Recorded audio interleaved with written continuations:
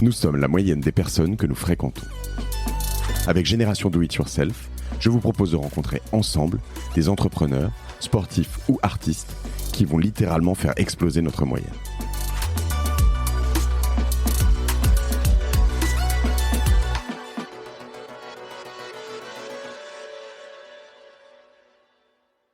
Quand on sort du conseil, c'est un métier qui est très exigeant et on travaille pour des très grosses entreprises dans lesquelles le moindre pourcentage d'amélioration représente beaucoup d'argent. Et ce que je me souviens chez Little Market, au début, je voulais toujours tout optimiser. Et dès que je voyais quelque chose qui tournait pas, je me disais tiens, il faut tout de suite que j'améliore, et je me focalisais là-dessus. Et en fait, c'est une très grosse erreur, je pense, notamment dans le monde des startups, pour moi, ce qui est pareil, un peu obsédé de productivité. Et je me rends compte que finalement, ce qui est très très important quand on décide ce sur quoi on va se focaliser, c'est de choisir les projets ou les initiatives qui ont l'impact le plus énorme, le plus important. Et donc il faut accepter de laisser plein de choses qui fonctionnent mal, accepter qu'elles continuent de mal fonctionner pendant potentiellement des mois, des années, parce qu'il y a des choses plus importantes à faire. Et donc finalement, voilà, j'ai appris à laisser de l'argent sur la table en permanence. Et ça, pour moi, ça m'a pris beaucoup de temps, c'était très difficile à faire. Mais aujourd'hui, je me dis, ok, là je me dis, ok, ça, je sais que je pourrais l'améliorer, je sais que ça pourrait rapporter tant. Mais en fait, j'ai cet autre projet qui est plus important, et donc je vais faire que ça. Et donc ça, c'est une des premières choses que j'ai dû désapprendre. Après, la deuxième chose, c'est souvent le conseil, c'est des missions très concentrées dans le temps, très réduites, dans lesquelles il faut aller très vite. Et je me suis souvent dit j'ai pas le temps de former les personnes de mon équipe pour le faire, faut que je le fasse moi-même directement, parce qu'on n'a pas le temps, quoi.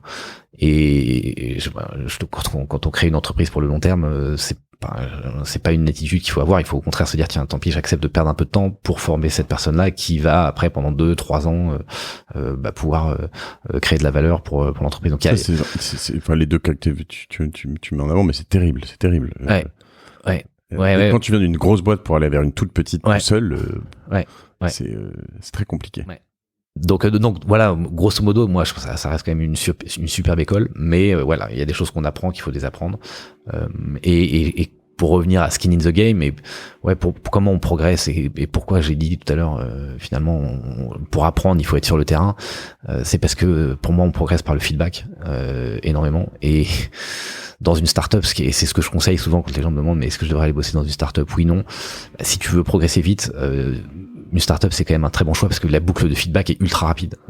En conseil, quand on fait une recommandation, potentiellement le feedback, est-ce que ça a marché, c'est dans 1 an, 2 ans, quoi. Là, dans une startup, c'est dans 2 heures. Et donc la boucle de feedback est très très rapide, et donc on progresse beaucoup plus vite, selon moi, pour cette raison-là. C'est plus dur en startup quand même, non?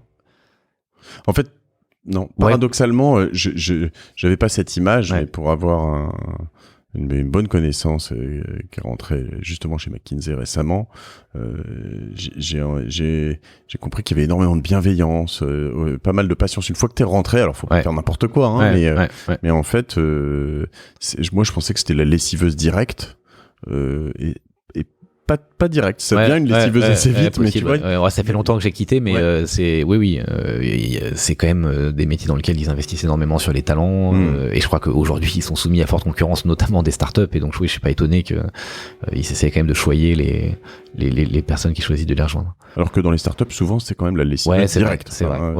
Oui. Mais c'est pour ça aussi qu'on apprend plus vite. On est confronté directement au terrain, et les décisions qu'on prend, on voit le résultat en quelques heures, plutôt qu'en quelques mois.